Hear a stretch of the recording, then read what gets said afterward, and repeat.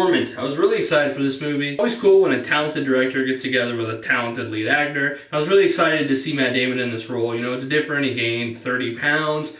I really wasn't sure if it was him. The first time I saw the trailer, I'm like, wow, it looks like Matt Damon.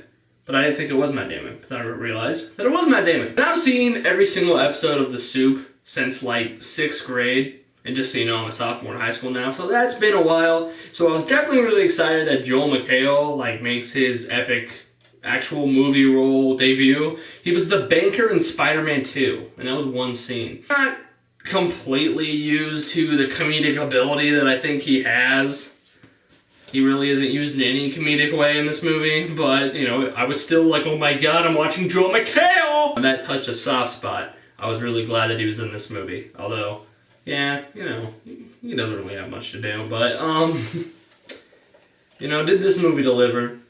Yeah. You know, I'm not overly enthusiastic, hailing it as much as I kind of want to, but it was good. It was an intelligent film with a good script, and it was a good character study. I think the only problems that this movie really has lies in the narration, especially near the middle, where I don't really want to give much away. I think there's reviews and trailers of this movie that I think give too much away. That kind of ruins the very good pacing and study that this film has on the characters' part. But when he's wired and going to all these interviews, he's working with the FBI, some of those scenes especially drag, and that's in the middle section.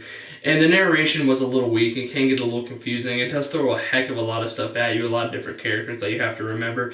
And some of the situations just didn't really go into enough depth, I thought, because you really need to be into this situation because, like, he's working with the FBI. You need to understand the situation. Some of the things, there was just so much stuff going on at some points. Understand what I was supposed to care for, who's telling the truth, what he made up, what he didn't. But the film gets really good near the end when it becomes a very good character study. Matt Damon is excellent in this movie. He's hilarious. There definitely is a lot of funny stuff in here. I definitely think that there was room for more humor. This movie doesn't exactly have a gripping narration that'll really get you deep into the story, so there was a lot of room for humor, and they didn't really use all of it, but there was some really funny stuff, hilarious narration from Matt Damon's characters. There's a lot of random voiceovers of him talking about just random stuff. It's probably some of the best stuff in the movie. It's really funny. He handles the character perfectly. You really care about this guy, although he's a freaking idiot, and there's a lot of moral issues.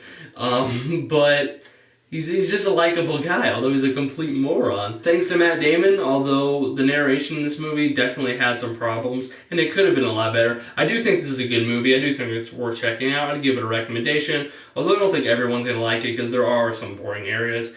But in the end, I think it's a good film. I think it's an intelligent and often very funny movie, so yeah, thumb up. Overall, I'm going to give it a 7.5 out of 10. Wow.